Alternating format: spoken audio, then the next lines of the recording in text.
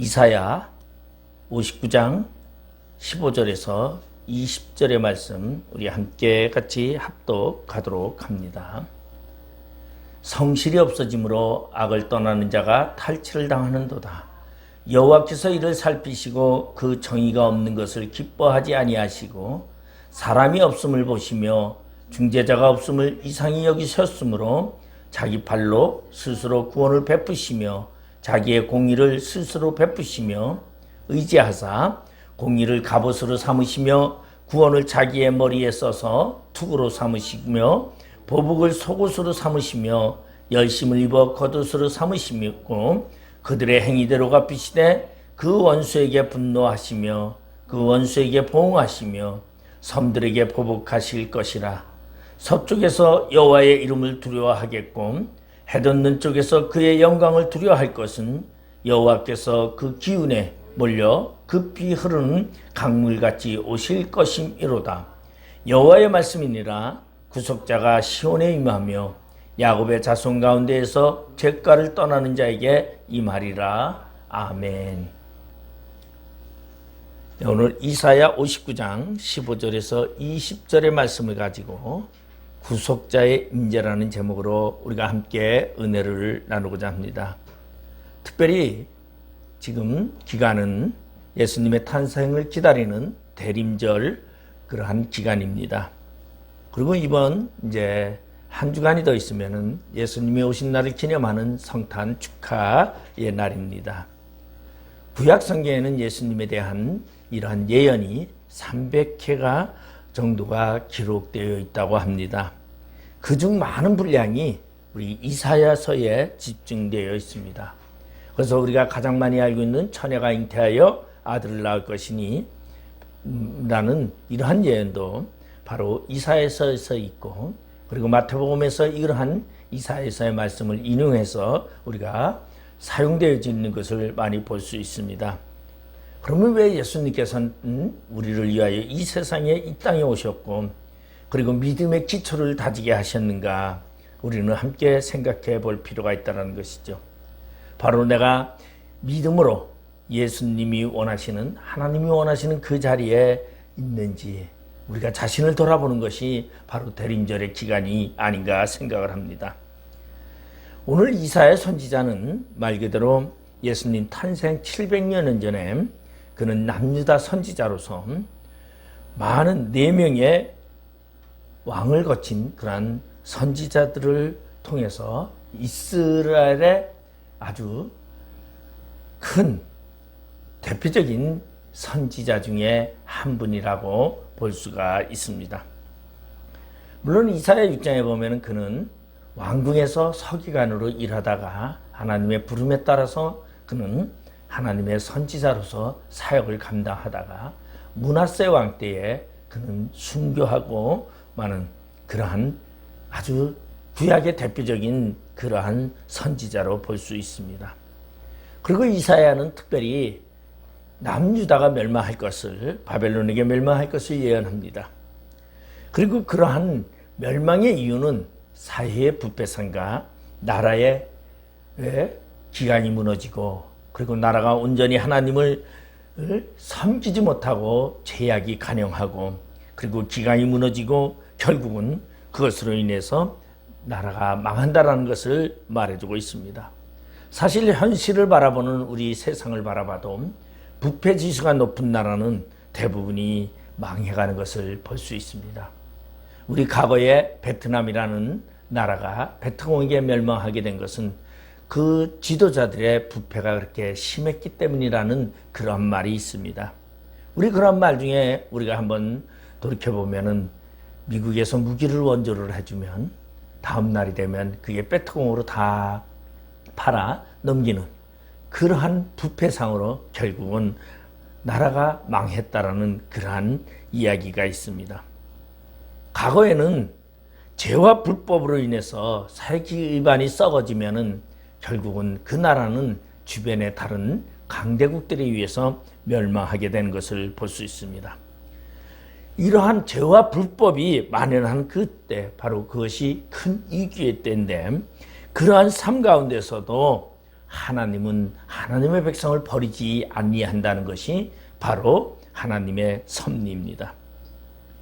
우리 가정에서도 서로 신뢰가 무너지면 가정의 평화가 깨어지는 것처럼 결국은 나라에도 평화가 신뢰가 무너지면 평화가 깨지고, 그리고 특히 하나님을 믿는 믿음 안에서 거하는 우리가 믿음이 무너지면 우리는 우리의 믿음이 무너진다는 것을 우리는 생각해 볼 수 있습니다. 오늘 이스라엘 백성들이 어떻게 살았는가? 그들은 자신의 탐욕과 자신의 목적을 위해서, 욕망을 위해서 그들은 결국은 정의를 무너뜨리고 자신의 욕망을 위해서 살아왔던 그들을 향하여 이사야 선지자는 경고하고 있습니다.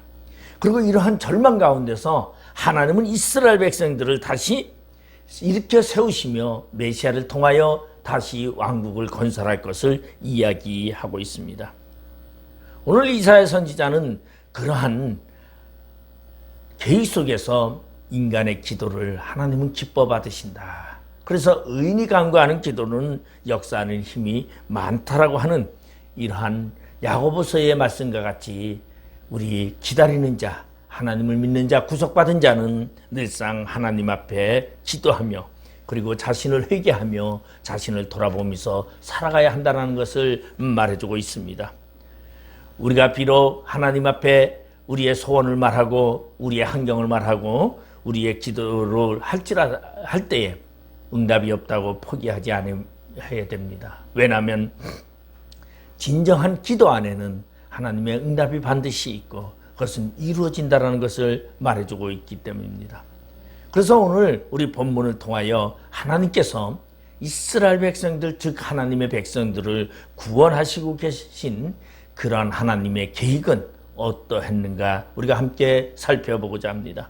먼저 오늘 본문 15절에 보면은요, 성실이 없어짐으로 악을 떠나는 자가 탈취를 당하는도다. 여호와께서 이를 살피시고 그 정의가 없는 것을 기뻐하지 아니하시고. 먼저 하나님은 살펴보시는 하나님이라는 것입니다. 여기서 하나님이 살펴본다라는 것은 무엇을 살펴봅니까? 거기에 보면은 정의가 없는 것, 너희들이 정의를 가지고 사느냐, 정의를 갖고 살지 않느냐, 또한 악을 떠나서 살고 있느냐, 악에게 도리어 잡혀서 살고 있느냐를 살펴보신다라는 것입니다. 이 문자적으로 뜻을 보면은 악으로부터 떠난 자가 진정한 하나님의 사람이고 악에서 떠나지 못하면 결국은 악의 먹잇감이 된다라는 그러한 뜻입니다. 이 말은 세상은 악으로 범람하고 있다는 것입니다. 그래서 이러한 세상이 죄악으로 범람하는 이 세상에 정직한 자, 경건한 자가 되어야 한다. 그렇지 못하면은 세상의 악한 것들이, 죄들이 우리들의 심령을 사로잡는다는 것이죠. 우리 보면은 동물의 왕국에 보면은 먹이를 노리는 맹수들이 있습니다. 맹수들이 항상 움직이지 아니하고 어슬렁어슬렁 나무 밑에나 바위 위에서 왔다 갔다 하면서 많은 들판에 있는 그러한 짐승들을 바라봅니다. 그리고 자신의 사냥감인 먹잇감을 바라봅니다. 어떠한 먹잇감이 가장 필요할까? 그래서 그 먹잇감 중에서 무리 중에서 이탈하거나 잘 뛰지 못하는 거나 이런 것을 먼저 포착을 하고는, 그리고는 맹수는 그 동물을 향해서, 먹잇감을 향해서 달려들어 그것을 삼키는 것입니다. 바로 이와 같이 우리 신앙의 생활도 그렇다라는 것입니다. 우리가 악에서 떠나지 못하면 이 세상은 죄악이 가능하고 사탄이, 악이 주장하고 있는 이 세상에서 우리는 먹잇감이 될 수밖에 없다라는 것입니다. 그래서 여기 보면은 그러한 말을 하고 있어요. 탈취를 당하는도다. 다시 말해서 악의 먹잇감이 되고 그들에게 잡혀 먹을 수밖에 없는 그러한 자가 된다라는 것이죠. 그리고 거기에 정의가 없는 것을 기뻐하지 아니하시고, 하나님은 그렇게 얘기하는데 이 말은 뭡니까? 하나님 앞에는 이 세상에 모두 악이 있었다라는 것입니다. 그리고 그러한 악들이 모든 자들을 고통스럽게 하고 있다라는 것을 말해주고 있습니다. 왜냐하면 이 세상은 악이지만은 이 세상에 사는 사람들은 죄뿐이고 구원받을 만한 의도 없고, 그리고 하나님의 정의도 없고 중재자도 없으므로 그들은 구원받을 수 없다는 것입니다. 그래서 16절에 보면 사람이 없음을 보시고 중재자가 없음을 이상히 여기셨으므로, 다시 말해서 구원할 자가 없음을 보시고 예수 그리스도를 준비하셨다는 것을 표현해 주고 있습니다. 바로 하나님은 자기 백성을 구원하시기 위해서 구원을 위해 작정하시고 그리스도를 이 땅에 보내기로 작정하셨다는 것입니다. 로마서 3장 21절 22절에 보면은 이제는 율법 외에 하나님의 한 의가 나타났으니 율법과 선지자들에게 증거를 받은 것이라 곧 예수 그리스도를 믿음으로 말미암아 모든 믿는 자에게 미치는 하나님의 의인이 차별이 없느니라고 말하고 있습니다. 하나님은 자기 백성을 구원하기 위해서 예수를 이 땅에 보내셔 하나님의 의로 우리를 구원하고 있다는 것을 말해주고 있습니다. 근데 그 하나님의 의는 바로 예수 그리스도를 통하여 나타나고 있다는 것을 말하고 있습니다. 이스라엘 민족 전체가 죄악성에서 살고 있습니다. 하나님은 죄를 싫어하는데 온 백성들은 죄악 가운데 묻혀서 그리고 이 땅에서 정의를 잃어버린 채 살아가고 있다는 것입니다. 하나님은 그러한 민족을 구원하기 위해서 자신의 아들인 예수 그리스도를 이 땅에 보낼 수밖에 없었고, 그리고 하나님의 의로 우리를 구원할 수밖에 없는 계획을 세우셨다는 것입니다. 그래서 하나님은 이 세상을 살펴보셨습니다. 그리고 이스라엘 백성들을 살펴보셨습니다.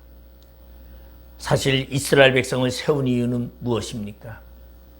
구약에 그들을 선택해 그들을 세워놓고 하나님이 복과 징계하는 것을 모든 세계의 모든 열방에게 보여주며 하나님의 존재성을 드러내고 하나님의 이대함을 나타내고자 했던 계획이었습니다.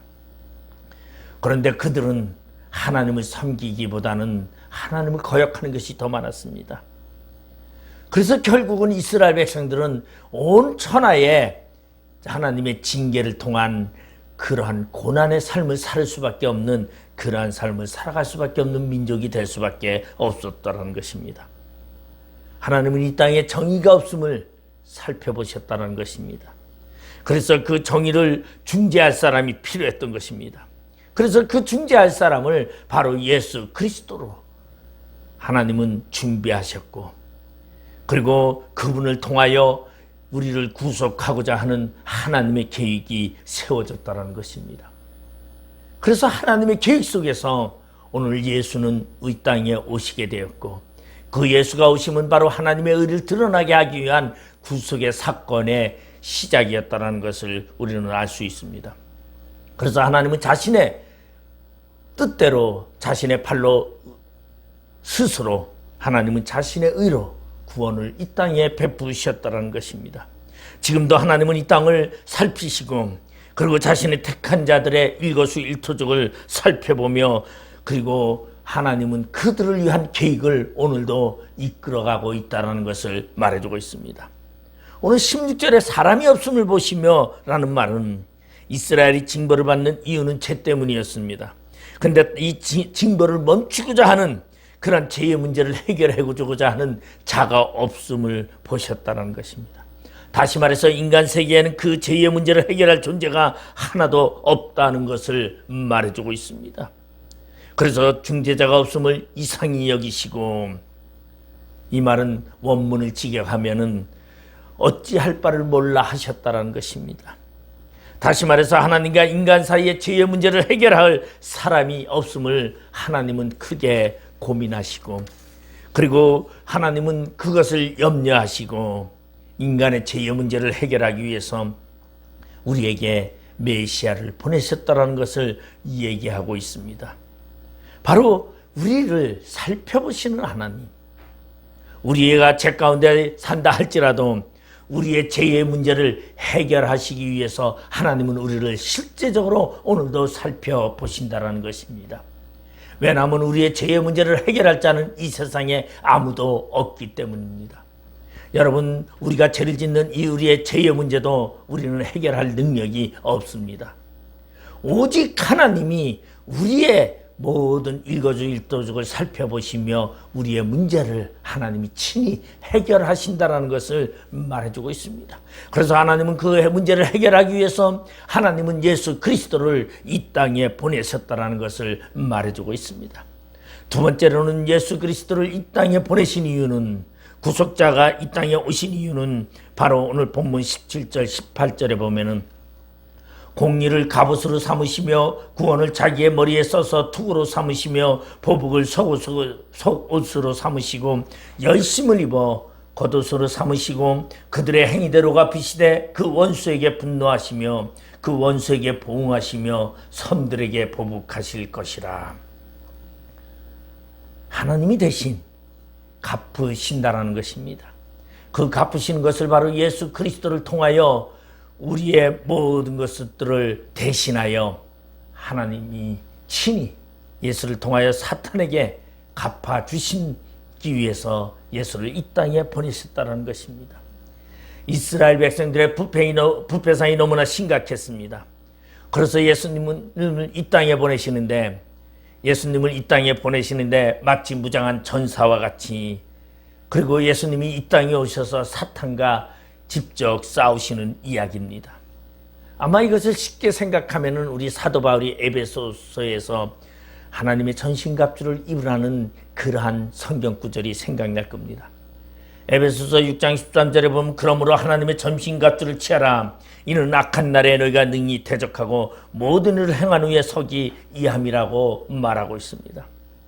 이거와 같이 하나님께서는 각종 무장 장비를 하신 당신의 거룩한 성품을 표현입니다.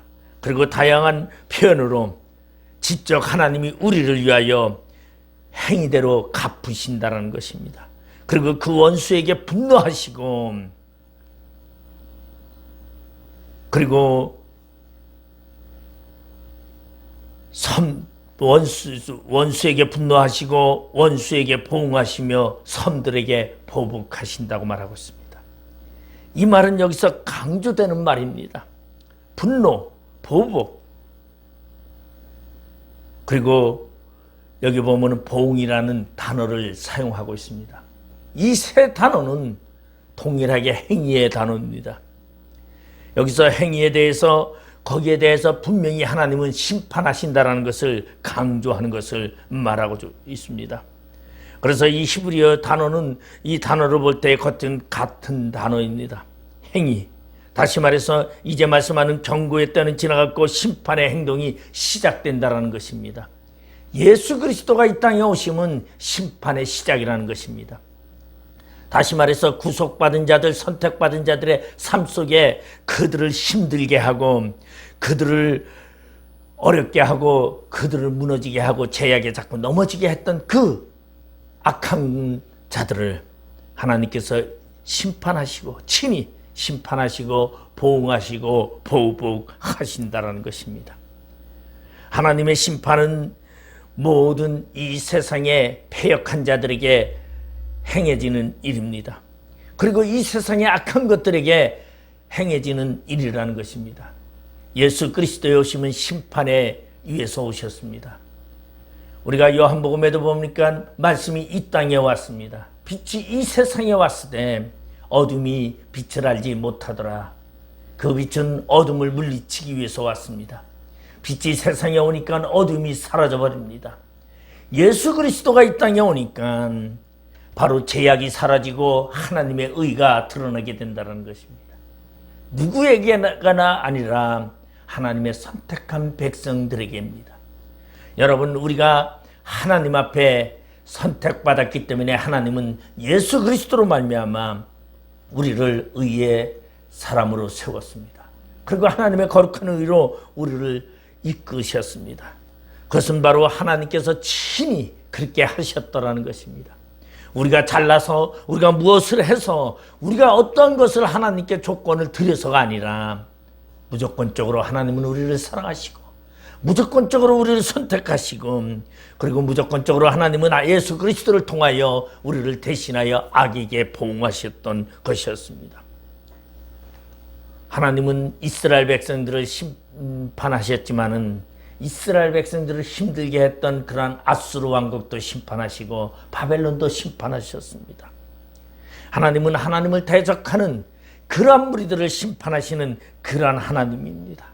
그래서 하나님은 그날에 어떻게 합니까? 공의로 갑옷을 삼으시고 구원을 자기의 머리에 써서 투구로 삼으시며 보복을 속옷으로 삼으시고 열심을 입어 겉옷으로 삼으신다고 말하고 있습니다. 여러분, 하나님인 우리를 대신해서 친히 싸우신다는 것입니다. 하나님이 나를 위하여 대신 싸우시는 그 하나님의 계획, 그것이 바로 예수 그리스도의 오심입니다. 천지를 만드실 때에도 이 땅의 주관자로 있었던 사탄들을 하나님은 이 빛을 통하여 그들을 물리치시고, 그리고 천지를 만드시고, 그리고 우리 인간을 에덴 동산에 살게 하셨던 것처럼 우리 제약된 이 세상 속에서 하나님은 친히 예수 그리스도를 이 땅에 보내 심판하시고 구속한 우리들을 새하늘과 새 땅에 영생을 가지고 살게 하시는 하나님의 계획이 있다는 것입니다. 하나님은 오늘도 우리를 힘들게 하는 악한 것들에게 분노하십니다. 그리고 그 원수들에게 보응하시고, 그리고 대신 우리를 위하여 보복하신다는 것입니다. 그래서 예수는 이 땅에 심판하러 오셨습니다. 예수님이 오신 이유는 히브리서 2장 15절에 보면 죽음의 세력을 잡은 자 마귀를 멸하시려고 이 땅에 오셨다고 성경은 말하고 있습니다. 예수님이 이 땅에 오셔서 바로 사탄을 멸하시고 우리를 구원의 반열에, 우리를 하나님의 의의 반열에 우리를 세우셨다는 것입니다. 예수님이 재림하시는 마지막 날에도 예수님은 이 땅에 오셔서 심판하신다고 말하고 있습니다. 구원받은 우리는 예수와 함께 찬양하며 새하늘과 새 땅에 거하지만은 사탄의 무리들에게는 하나님께서 심판하고 그들을 제2 불못에 던져 그들을 심판하신다는 것입니다.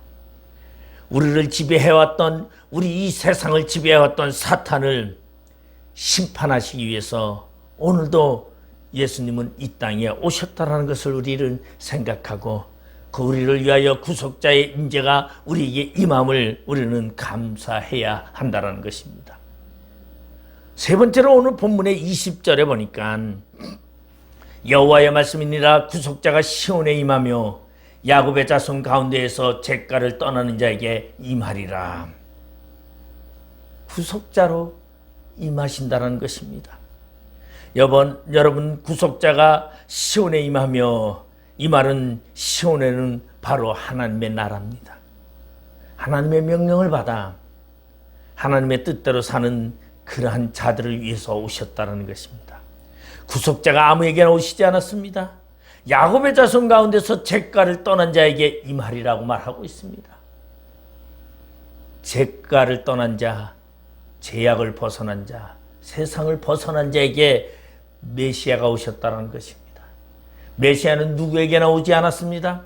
여러분, 과거에 보면 저희들 어렸을 때는요, 성탄절이 다가오면은 온 거리가 흥겨웠습니다. 그리고 레코드 가게에서 소리가 나왔습니다. 여러분, 뭐 탄일종이 땡땡땡, 루돌프 사슴코, 뭐 여러 가지 고요한 밤, 여러 가지가 나왔습니다. 그런데 저작권이라는 문제가 생기면서 언제부터는 길거리에 성탄절이 다가와도 음악소리 하나 들리지 않았습니다.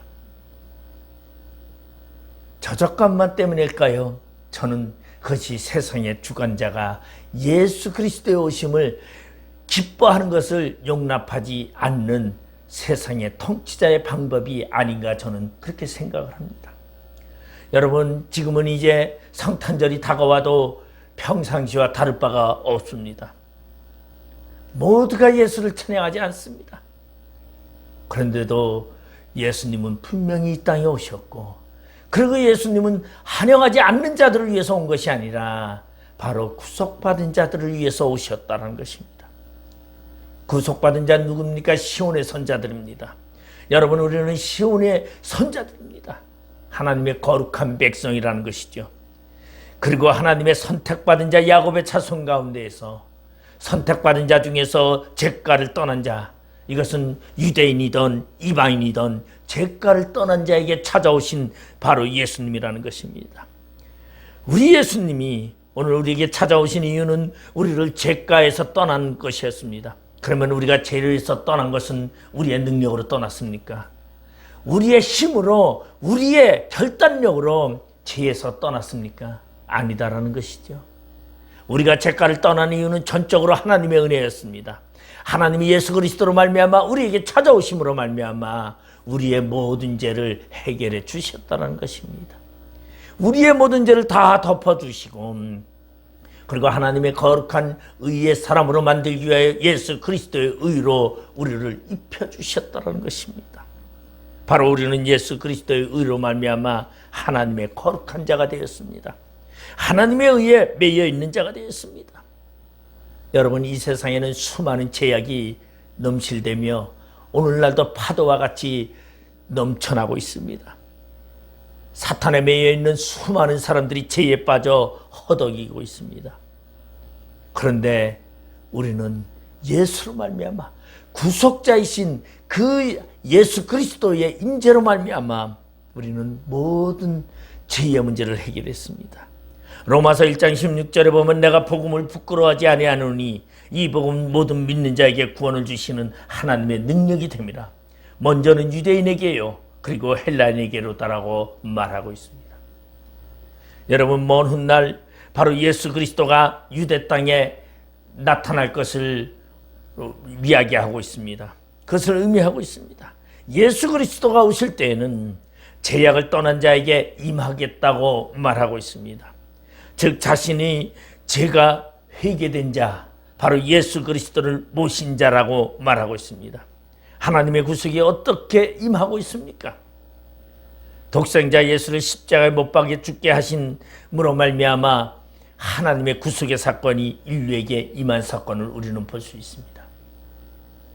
예수의 십자가의 죽음의 사건은 이 세상의 모든 인류를 구원하기 위한 사건이 아니라 바로 시온에 거하는 자, 죄가를 떠나는 자에게 임했다라는 것입니다. 이것은 무엇을 말하고 있습니까? 선택받은 자, 예수가 찾아오는 자라는 것입니다. 여러분, 우리에게도 예수님은 오늘 찾아오셨습니다. 그리고 임재하셨습니다.